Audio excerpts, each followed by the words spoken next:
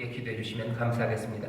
주 세 번 크게 부르시고 통성으로 기도합니다. 아버지 하나님 감사합니다. 3월 첫 주 성찬의 귀한 은혜 앞에 나오게 하시오니 아버지 하나님이시여 예비하신 귀한 은혜와 하늘의 모든 신령한 복으로 우리 가운데 충만케 하여 주시옵소서. 주의 치료하심이 많은 시간이요 주의 회복케 하심과 구원의 능력이 역사하시는 시간인 줄 믿사오니 한 사람도 남김없이 살아계신 주님과 주의 놀라운 구원의 역사를 체험하며 영접하게 하여 주시옵소서. 믿음으로 받아 누리는 자들 되게 하시고 또한 아버지 하나님의 은혜를 나눠주는 자들 되기 원하오니 넘치도록 채워 주시옵소서. 아버지 하나님 이 새봄에 다시 한번 주를 악망하며 주의 이름을 부르는 자들에게 주께서 새 힘을 부어주실 줄 믿사오니 아버지 특별히 우리의 자녀들과 아버지 하나님 우리의 청장년들 아버지 우리 다음 세대들에게 하늘의 능력을 더하여 주시옵소서. 아멘. 아버지 새 소망과 기쁨으로 일어서게 하시고 아멘. 아버지 하나님의 생명의 능력으로 아버지 모든 묶어놓는 것들을 다 깨뜨리며 힘차게 일어서는 우리의 자녀들이 되게 하여 주시옵소서. 아멘. 아버지 하나님 기도하오니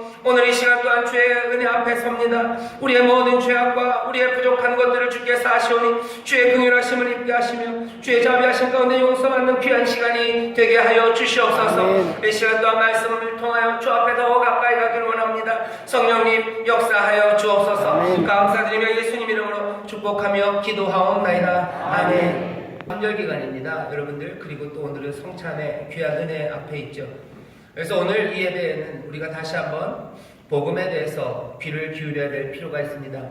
아마 제일 기본이 되는 대로 돌아가야 할 겁니다. 그래서 고린도전서 1장 18절부터 25절까지의 본문을 우리가 같이 읽은 겁니다. 고린도전서 1장 앞에 특별히 고린도전서 전체가 그렇지만 특별히 1장 2장에 걸쳐서요 사도 바울이 고린도 교회에게 복음을 다시 한번 확인시킵니다. 왜냐하면 고린도 교회에 여러 가지 문제가 많았습니다. 고린도 교회는 화려했던 동네예요. 고린도라는 곳이 눈에 띄는 것들이 많고 마음을 빼앗아가는 것들이 많고 부유하고 정신없는 곳이 고린도 교회입니다. 아마 우리가 사는 삶의 현실과 가장 비슷한 곳이 아마 신약시대에는 고린도가 아니었을까 싶을 만큼 여러 가지 화려한 것들 그리고 사람들의 마음을 빼앗는 것들이 많아요. 그 고린도 교회 그리고 그 고린도 교회 성도들에게 다시 한번 복음을 확인시킵니다. 여러분들이 오늘 본문을 읽었지만 여기 멸망하는 자들 그리고 구원을 얻은 사람들 분명하게 구분을 하고는 있어요. 하지만 이건 조금 과장한 겁니다. 교회 바깥에 멸망하는 사람들에 대해서는 이야기할 필요가 없어요. 사실은 교회 안에 있는 사람들 가운데도 구원을 얻은 사람들답지 못하게 또 믿음의 사람들답지 못하게 멸망하는 사람들처럼 세상에 지혜 있는 사람들처럼 사는 사람들이 있기 때문에 사실은 이 말씀을 전하는 겁니다. 오늘 우리가 다시 한번 복음에 대해서 귀를 기울이려고 합니다. 오늘 본문은 복음에 대해서 이렇게 설명해요. 십자가의 도라는 말 한마디로 설명합니다. 18절에 있어요. 십자가의 도입니다. 십자가의 도의 내용은 23절에서 조금 더 분명하게 얘기가 돼요. 십자가에 못 박힌 그리스도예요. 십자가의 도, 십자가가 알려주는 진리는 한마디 말로는 뭐라고요? 십자가에 못 박힌 그리스도라는 어쩌면 그 진리입니다. 십자가에 못 박힌 그리스도라는 말, 이 말이요 사람들을 어렵게 합니다. 이건 교회 바깥에 있는 사람들을 어렵게 할 뿐만 아니라 교회 안에 있는 사람들, 구원을 이루어가는 그 사람들에게도 어려움을 가져다 주죠. 이 얘기가 밖에 있는 사람들이 아니라 안에 있는 사람들이 들어야 된다는 것은 어떻게 알 수 있냐면요 18절에 보시면 이렇게 되어 있습니다. 십자가의 도가 멸망하는 자들에게는 미련한 거예요. 하지만 구원을 얻는 우리에게는 하나님의 능력이라 이렇게 되어 있습니다. 여기 성경을 번역하면서요 번역하시는 분들이 힌트를 하나 넣어놨어요. 구원을 얻은 우리에게는 이라고 안 하고 구원을 얻는 우리에게라고 해놨습니다. 뉘앙스가 조금 달라요. 이건 뭘 표현하려고 그러시는 거냐면요 구원을 얻은 우리 그러면 뭔가 구원을 얻은 게 완결된 것처럼 보입니다. 하지만 구원을 얻는 우리 그러면 이 구원을 얻는 일이요 진행되고 있다는 뉘앙스가 차이가 나요. 그 뉘앙스가 사실 맞습니다. 여기 있는 말 구원을 이미 얻은이 아니라요 여기 있는 말씀은 구원을 얻고 있는 우리예요. 당연히 앞에 있는 멸망하는 자들도요 그냥 멸망이 다 끝난 게 아니고요 멸망해 가고 있는 그들입니다. 멸망해 가고 있는 사람들, 구원을 얻어가고 있는 사람들, 그렇게 둘로 나누는 거죠.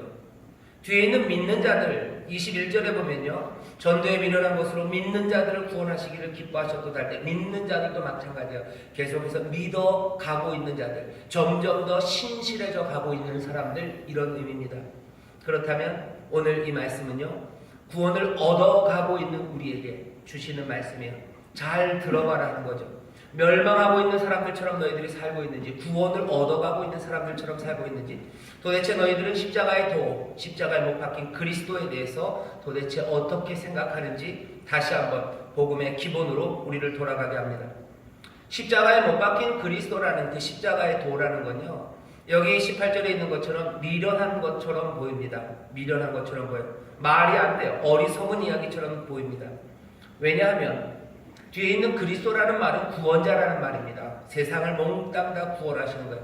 그분에게 구원이 있어요. 그리스도, 그분을 따라가야 된대요. 그런데 그 그리스도는 어떤 그리스도냐면 십자가에 못 박힌 그리스도랍니다. 이건 말이 안 돼요. 십자가에 못 박혔다는 건 재미로 못 박힌 거 아닙니다. 영웅적인 행동 아닙니다.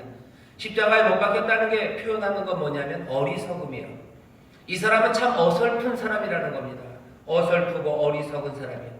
지혜로웠다면 십자가에 못 박히는 그 자리로 가지 않았을 겁니다.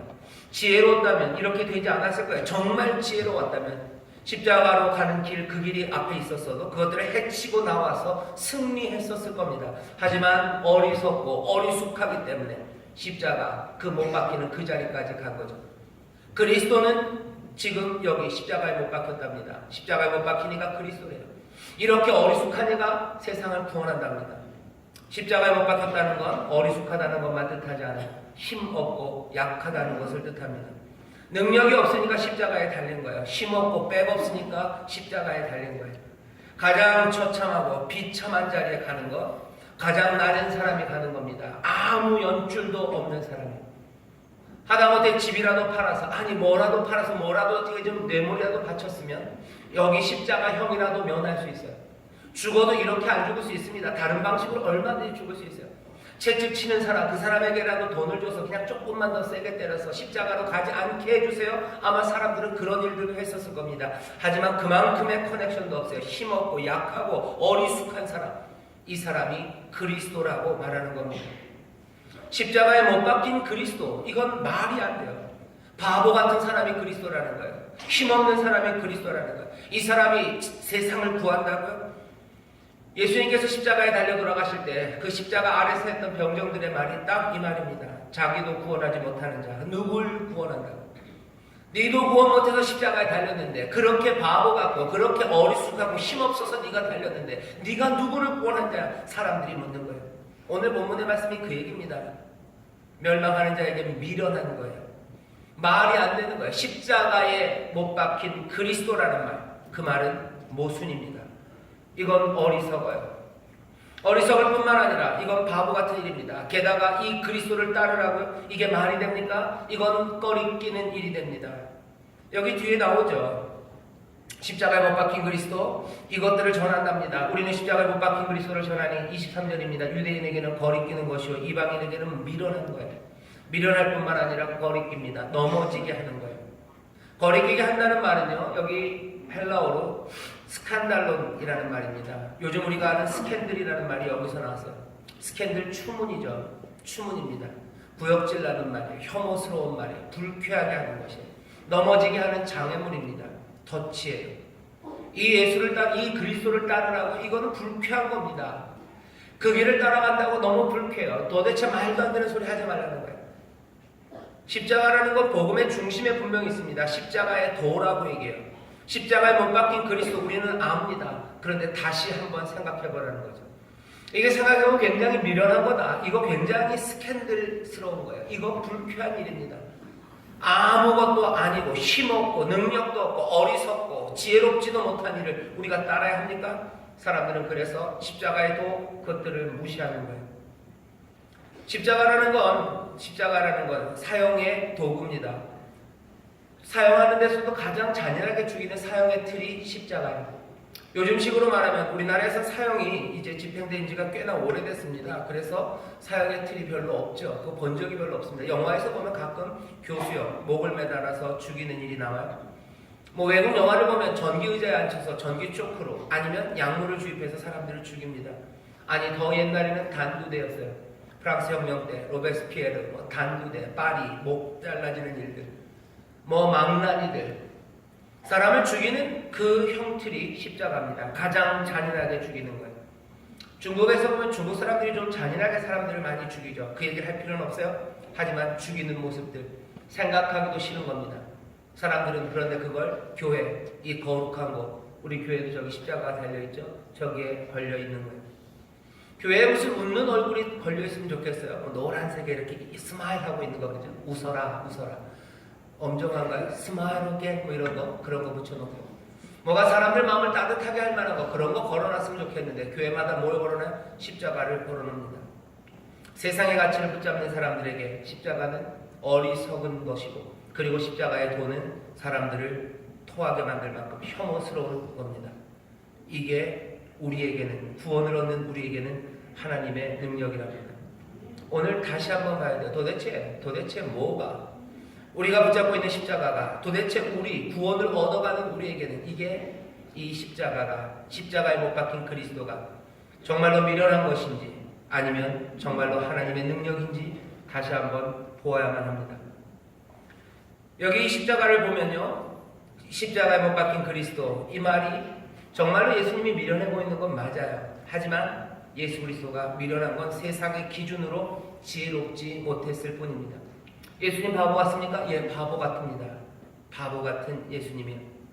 학위를 갖지도 못하셨죠. 그죠? 무슨 대단한 직함이 예수님께 있었던 것도 아닙니다. 공부를 못하고 무슨 학위가 없어서 지혜롭지 못할 뿐만 아니라요. 예수님이 하셨던 일을 보면 정말로 지혜롭지 못해요. 바보 같습니다. 어떤 일을 하십니까? 문둥병자를 만지셔요. 문둥병자 만지는 거 이거 지혜롭지 못합니다. 이거 어리석습니다. 바보 같습니다. 문둥병자를 만지면 자기가 뭐 병이 옮는다고 그때는 생각했죠. 병이 옮는 위험한 일일 뿐만 아니라요. 종교적으로도 부정해지는 거예요. 하나님 앞에도 가지 못합니다. 사람들에게서 멀리 떨어지기 시작해요. 문둥병자를 만지는 바보같이 어리석은 일을 합니다. 예수님이 식사했던 사람들은요 늘 문제적인 사람들이었어요. 문제적이라 해서 문재인 대통령 아니고요. 문제적인 사람들이에요. 세리들입니다. 창녀들이에요. 창기들이에요. 사람들이 도둑이라고 얘기하는 사람들, 사람들이 함께 놀 수 없는 사람들, 그 사람들과 식사합니다. 이거 바보 같은 짓이에요. 지혜로운 사람은 그 사람들과 식사하면 안 됩니다. 밥을 먹더라도 안 보이는 데서 먹어야 돼요. 하지만 모두가 다 보는 그 앞에서 세리와 창기들 그리고 세상의 죄인이라고 하는 그 사람들과 함께 식사를 하셔요. 위험해요. 아무 영양가 없습니다. 누구랑 밥 먹는 사진이 찍혀야지 되는 거예요? 대통령이랑 밥 먹는 사진 찍혀야 돼요. 아니 그거 아니면 어디 회장님, 아니 시장님, 그것도 아니면 어디 구청장님, 국회의원, 아니면 대단하게 유명한 연예인들, 그 사람들이랑 밥 먹는 사진 찍어야 돼요. 그래야 뭐라도 영양가가 있는 겁니다. 하지만 예수님은 어리석어요. 바보처럼 대제사장과 밥 먹으려고 애쓰지 않으셔요. 그 동네 회당장과 어떻게 해보려고 하는 거 없습니다. 예수님은 누구예요? 아주 문제적인 사람들, 그 사람들과 식사하셔요. 예수님은 누구를 환영하십니까? 아이들 환영합니다. 아이들 환영하는 거 어리석어요. 아이들 환영하면 어떻게 됩니까? 귀찮아지죠. 아이들을 환영하고 아이들과 함께 시간을 보냅니다. 아무 영향가 없어요. 시간을 보내려면 뭔가 똑똑한 사람들 그리고 뭔가 영향력 있는 사람들 그 사람들과 시간을 보내고 그 사람들을 환영해야죠. 하지만 예수님은 아이들을 환영하고 그들과 시간을 보내셔요. 그 당시 사회가 가지고 있던 규칙들 그것들 하나씩 어겨가기 시작합니다. 위험한 일이에요. 어리석은 일입니다. 그러지 말라고 하는 것 그것들 하나하나 꾸역꾸역 하셔요. 바보 같죠. 지혜롭지 못합니다. 당대 그 시대의 권세들 권위들 그것들을 비판하기 시작합니다. 로마 비판해요. 대제사장들 비판합니다. 힘을 가지고 부유한 자들 그 사람들을 비판해요. 성전에 장사하는 사람들 엎어놓습니다. 그리고 성전의 권위 그것들을 무너뜨리고 그것들을 비판하죠. 하나님이 싫어하신다고 말합니다. 이거 뭐하는 거예요? 어리석은 일입니다. 이거 위험합니다. 바보 같습니다. 지혜롭지 못합니다. 십자가의 도가 미련하는 거죠. 예수님 미련하게 사셨어요. 예수 그리스도 세상 기준으로 보면 지혜롭지 못합니다. 바보 같습니다. 예수 그리스도 세상 기준으로 보면 힘 없습니다. 연약한 거 맞습니다. 연약한 거 맞아요. 예수님이 무슨 대단한 무기를 가지고 계신 거 아닙니다. 예수님이 대단한 힘, 완력을 가지신 것도 아니에요. 뭔가 세상에 사회적인 여집줄이 있었던 것도 아니에요. 내가 뭐 다윗의 자손 어디 무슨 연줄 그런 거 자랑할 일도 없으셨고, 아니 자랑할 만한 무슨 연줄도 없으셨어요. 영향력 그런 거 없습니다. 그런 거 없습니다. 예수님 대단한 누군가 뭐 이런 거 아니었습니다. 대단한 모도 아니었고, 대단하지 못했기 때문에 무슨 리무진 타고 다니시는 분도 아니고, 매일 밤마다 이곳저곳에서 잔치한다고 불름받는, 초청받는 사람도 아니었어요. 힘 있는 사람들이 부르지 않습니다. 힘 있는 사람이 모시고 가지도 않아요. 아무 힘도 능력도 없습니다. 우리가 아는 한 예수님은 재산도 없으셔요. 머리 둘 곳조차 없대요. 여우도 굴이 있고, 뭐 다 짐승들도 자기 거처가 있지만 나는 그런 거 없다고 말씀하십니다. 가진 것도 없으시고 힘도 없으셔요.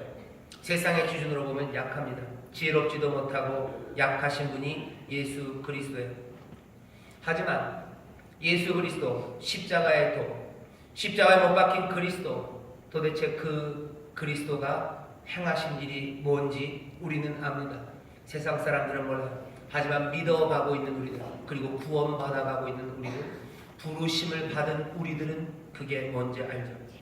이 예수 그리스도, 세상의 기준으로 지혜롭지도 못하고 세상의 기준으로 강하지도 못하신 이분을 통해서 하나님의 뜻, 그리고 하나님의 목적은 이루어지는 거죠. 세상의 지혜로 이루어지지 않았습니다. 세상의 권력으로 이루어지지 않았습니다. 이 어리석음으로, 이 연약함으로 하나님의 구원과 하나님의 뜻은 이루어져요. 예수 그리스도께서 십자가를 지시는 그 일이 뭐예요? 지혜롭지 못한 일 맞습니다. 힘 없어서 한 것 맞습니다. 하지만 적어도 우리는 압니다. 우리는 그것이 하나님의 선하시고 그리고 거룩하시고 위대한 뜻을 이루시는 하나님의 구원의 역사임을 우리는 아는 사람들입니다. 누가 부르심을 받은 사람들은 이것들을 분명히 봐야 돼요. 그냥 내가 구원받았다고 끝이 아니라 부르심을 받은 자들에게는 이것이 뭐가 된대요? 그냥 고개를 끄덕이는 것이 아니라 이것이 지혜요, 이것이 능력입니다. 왜 그렇습니까? 도대체 오늘 설교의 제목이 부르심을 받은 자들이기에, 부르심을 받은 자들은 누군지 오늘 고린도전서를 보면 좀 알아요. 앞에 1절, 2절에 보면요, 누군지를 콕 집어서 얘기합니다. 1절에 보면 이렇게 돼 있어요. 하나님의 뜻을 따라 그리스도 예수의 사도로 부르심을 입은 바울과 및 형제 소스데네. 바울과 소스데네 부르심을 받았대요. 예수의 사도로 부르심을 받았대요. 2절에 보면 고린도에 있는 하나님의 교회 곧 그리스도 예수 안에서 거룩하여지고 성도라 부르심을 입은 자들이라고 되어 있어요. 부르심을 받은 사람들 누굽니까? 바울, 자기가 부르심을 받은 사람이에요. 고린도 교회 거기 있는 사람들, 부르심을 받은 사람들입니다. 당연히 누구예요? 여기 있는 저와 여러분입니다. 우리 부르심을 받은 자들. 그런데 이 부르심을 받은 사람들은요, 18절에 아까도 설명드렸어요. 구원을 얻어가는 우리, 21절에 믿어가는 우리들입니다. 구원받고 있고 구원되고 있고 점점점 믿어가고 있고 진행되어 가고 있는 우리입니다. 이 우리는 지금 이 그리스도의 십자가의 도, 십자가에 못 박힌 그리스도를 도대체 지혜와 그리고 하나님의 능력으로 보고 있는지 확인하라는 겁니다. 오늘 우리에게 주시는 거예요. 교회 앉아있는 너희들, 우리들, 저와 여러분, 십자가의 도가, 십자가에 못 박힌 그리스도가 하나님의 지혜 그리고 하나님의 능력으로 보이냐는 거예요. 말씀은 이렇게 얘기합니다. 적어도 부르심을 받은 자들에게는 이것이 하나님의 지혜고, 부르심을 받은 자들에게는 이것이 하나님의 능력이에요. 도대체 부르심이 뭐였길래 그렇습니까? 우리를 부르신 것 맞아요. 도대체 그럼 우리를 어떻게 부르셨길래? 부르심 받은 사람이라는 건 도대체 뭐길래? 그 십자가의 도가, 십자가에 못 박힌 그리스도가 하나님의 지혜와 하나님의 능력이라고 믿느냐는 거죠. 부르심에 대해서 여러분들 아십니다. 하나님이 부르셔요. 하나님이 백성들을 부르십니다. 이스라엘을 부르셨어요. 아무것도 아니었던 자들을 부르십니다. 아브라함을 부르셔요. 하나님이 부르시죠. 왜 부르십니까? 하나님이 부르셔서 그냥 끝난 거예요? 한번 이름 부르고 끝인 거예요? 그냥 심심해서 부르셨어요? 그냥 예소라 하고 할아버지가 부르시면 그냥 대답 한번 네 하면 끝나는 그런 부르심입니까? 아니, 그렇지 않습니다. 성경에 나오는 부르심은요, 그냥 심심해서 부르시는 거 아니에요. 부르심은 특별합니다. 부르심은 다른 삶으로 부르시는 거예요. 이스라엘을 부르셔요. 아브라함을 부르실 때문에 너 내가 지목한 그곳으로 가라 하는 거예요. 세상에서 살아가는 방식 말고 너는 내 명령 따라, 내 약속 따라 살아가는 새로운 삶을 살아가는 거예요. 사람들은 아비 집에서 살았어요. 친척에게 살았어요. 본토에서 삽니다. 하지만 이제 아브라함에게는 다른 방식으로 살라는 거예요. 약속 따라 살아가는 삶, 그 삶으로 부르시는 거죠. 그리고서는 그 삶을 통해서 세상 모든 사람들에게 구원을 전하시려는 하나님의 귀한 뜻이 거기 있습니다. 하나님이 이스라엘을 부르셔요. 그리고 계명을 주시죠. 계명 따라 살랍니다. 10계명 주셔요. 너희들이 계명 따라 살아라. 그래서 어떡하라고? 이 뒤틀린 세상, 이 죄로 말미암아 어두워져 버린 이 세상에서 도대체 소망이 어디에 있는지, 그리고 이 회복의 길이 어디에 있는지 다시 한번 여호와 하나님께로 나와서 하나님의 은혜, 하나님이 주시는 생명, 그것들을 모두가 누리도록 누구를? 이스라엘을 부르신 겁니다. 부르심이에요. 부르심.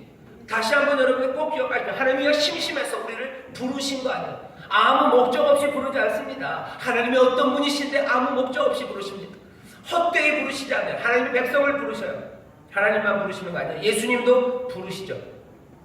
예수님이 제자들을 부르셨습니다. 여러분들 기억하실 거예요. 베드로를 부르셔요. 야고보를 부르셔요. 요한을 부르셔요. 안드레를 부르셔요. 부르시는데 그냥 괜히 심심해서 놀자고, 야 누구야 놀자, 오늘 뭐 휴일이니까 놀자고 부르시는 겁니까? 아닙니다. 그 부르심은 특별해요. 복음서를 보면 예수님께서 제자들 부르실 때요, 보통 뭐 다는 아니지만 하는 예수님도 밤새 기도하셔요. 그리고 나서 부르십니다. 부르시는 부르심은 이건 숭고한 부르심입니다. 제자들을 부르셔서 어떻게 하셔요? 너희들 내 말씀 따라, 내가 너에게 전한 말 따라, 내가 너에게 가르친 거 그것 따라 살라고, 다르게 살라고 부르시는 거예요. 다르게 살라고 부르시는 겁니다. 다르게 살아서 어떡하라고요? 너희들이 다르게 사는 그 삶을 통해서 많은 사람들이 하나님 앞에 영광을 돌리게 하고, 많은 사람들이 하나님 앞으로 나오게 하라고, 내게로 나오게 하라고 이 제자들을 부르시는 거예요. 다른 삶을 살라고 부르시는 겁니다. 예수님이 제자들을 부르신 것처럼 예수님은 또 오늘 보니까 뭐라고요? 예수님께서 누굴 부르셨대요? 고린도에 있는 교회를 부르셨대요. 예수님께서 인천 순복음교회를 부르십니다. 예수님께서 우리를 부르신 거예요. 아멘. 뭐라고 부르신 겁니까? 똑같아요. 사명을 가진 사람으로 살아가려고 부르시는 거예요. 보내시려고 부르시는 거예요. 일을 맡기시려고 부르시는 겁니다. 마태복음에 보면 뭐라고 되어 있어요? 세상의 빛이 되라고 하시고 세상의 소금이 되라고 하십니다. 세상의 어두움 가운데 있는 그 세상을 밝히라고, 이웃들을 다시 한번 살만나게 만들어주라고, 소금이 되라고, 뒤틀려버린 것, 그리고 잘못된 것들 그거 드러내고, 빛이 되어 드러내고, 거기에 다시 한번 소망 가운데 어떻게 회복될지를 보이라고, 이 세상 너희들이 살아가고 있는 이웃들, 이 주변 동네들 거기 살만하게 만들라고. 뭘 통해서요? 주가 우리에게 주신 사명, 그것들 감당하면서 주님 말씀대로 살아가며 세상을 바꿔내는 그 일, 그 사명 감당하라고 우리를 부르신 겁니다. 다른 삶으로 부르셔요. 달리 살라고 우리를 부르신 겁니다. 부르심은 그래서 위대한 부르심이에요. 이건 거대한 부르심입니다. 그냥 부르셔서 대답 드리려고 하시는 거 아니에요. 여러분들 그렇게 생각하시는 거예요? 예수님께서 우리 이름을 부를 때 네 하고 대답하면 그냥 하늘나라로 쓱 올라가고 끝인 것 같으셔요. 아니에요. 출석 체크하시려고 그러는 거 아니에요. 주가 우리를 부르십니다. 이 부르심은 위대한 부르심이에요. 이건 거대한 부르심입니다. 아무것도 아닌 자들을 부르셨어요. 연약하고 별것 아닌 사람들, 죄와 허물로 인하여 죽을 수밖에 없는 우리를 부르셨어요. 먼지와 같은 우리를 부르셨어요. 뭘로? 위대하고 거대한 부르심으로 부르신 겁니다. 이 거대한 부르심은요, 기억하십시오. 이건 거슬러 올라가는 부르심입니다. 왜? 세상에서 달리 살라는 부르심이기 때문에. 이 부르심은 위대하다는 형용사로만 적용되지 않습니다. 이 부르심은 목적이 분명해요. 방향이 분명한데 그 방향은 세상에 흘러가는 것과는 전혀 다른 방향으로 우리를 부르시는 겁니다. 거슬러 올라가라는 부르심이에요. 더 쉽게 말하면 다른 종류의 삶, 세상과는 달리 살라는 그런 부르심입니다. 우리가 다시 살아가기 시작할 때, 그 부르심에 합당하게 살아가기 시작할 때 세상은 이제 보게 될 겁니다. 자기들이 살아가는 그 모습이 심각하게 잘못되어 있다는 거, 그거 깨닫게 될 거예요. 깨닫게 되면서 마음에 찔림을 받고요. 다시 한번 생명 그리고 그 진리 앞으로 돌아오게 될 겁니다. 하나님은 그래서 우리를 부르신 거예요. 너희들 이 땅에서 달리 살아라. 이 땅에서 달리 살고 달리 말하고, 이 땅에서 다른 기쁨의 소식들을 전하라고 얘기합니다. 하늘의 소식들을 전하라고, 생명의 소식들을 전하라고, 삶으로, 그리고 순종하며 걸어가며 이 부르심을 이루어내라고 우리를 부르셨습니다. 이 삶이 오늘 고린도전서에 이미 선포되고 있어요. 고린도라는 이 화려무쌍한 도시, 그 도시에 사는 사람들, 그 교회에게 너희의 부르심을 생각해 보라는 거죠. 오늘 우리에게도 마찬가지입니다. 우리의 부르심을 생각해 보세요. 우리가 여기 아까 말씀드린 구원, 예, 우리 구원받아 가는 사람이에요. 우리 믿는 사람 맞습니다. 그런데 또 동시에 뭐라고 되어 있어요? 여기 본문에 보면 24절 오직 부르심을 입은 자들이에요. 우리는 부르심을 입었어요. 주가 우리를 부르셨습니다. 주가 우리를 부르셨어요. 이 얘기 모르셨으면 여러분도 오늘 들으셔요. 부르십니다. 우리를 구원하시고 우리로 하여금 하나님의 자녀되게 하신 그분, 우리를 부르시는 주님이셔요. 부르심 받은 사람들이 우리들입니다. 그냥 여기 우리가 살아가는 거 아니에요. 그냥 여기 있는 거 아닙니다. 우리는 부르심 받았어요. 인천이라는 곳에 21세기에 우리는 여기 부르심 받았습니다. 여기 하나님의 말씀이 주어져요. 지금 살고 있는 우리에게 하나님의 지혜가 그리고 달리 살아가는 그 길이 보입니다. 자, 이런 부르심을 입은 자들에게 그리스도, 십자가에 달리신 그리스도, 십자가에 못 박힌 그리스도, 십자가의 도는 하나님의 지혜와 하나님의 능력이 됩니다. 왜? 부르심을 받은 사람들은 달리 살기 때문에 그래요. 달리 삽니다. 어떻게 달리 살아요? 세상의 지혜, 세상의 힘, 그것들을 추구하고 쫓아가는 것과는 우리는 달리 살아요. 우리가 어떻게 부름받았다? 다르게 살라고 부름받았어요. 어떻게 다르게 삽니까? 세상과 다르게 살아요. 세상은 어떻게 사는데? 세상은 세상의 지혜, 그리고 힘, 그런 것들을 자랑하며 쫓아가며 살죠.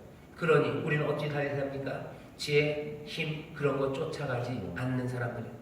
십자가의 도가 우리에게 지혜가 되고 소망이 되고 힘이 되는 것은요, 어찌 살아가는가, 달리 살아가는 그 일을 통해서 하나님이 무슨 변화와 그리고 어떤 역사를 이루시는지를 우리에게 보이시기 때문입니다.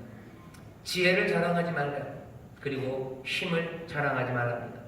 오늘 본문에 이렇게 되죠. 하나님의 미련한 것이 사람보다 지혜있고 하나님의 약한 것이 사람보다 강하니라.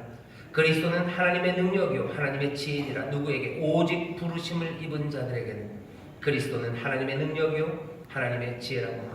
도대체 십자가의 도 그리고 십자가에 못 박히신 그리스도, 거기서 뭐가 보입니까? 보이는 건 세상 지혜 따라가지 않는 것, 그리고 세상 힘 따라가지 않는 것 보여요. 그 대신 다른 것들이 보입니다. 십자가의 도 그리고 십자가에 못 박힌 그리스도에게서 뭐가 보입니까? 하나님의 놀라우신 사랑이 보여요. 하나님의 의가 보입니다. 이 말씀이 제일 아주 멋지게 대비로 나온 데가요. 예레미야서 9장 23절 24절입니다.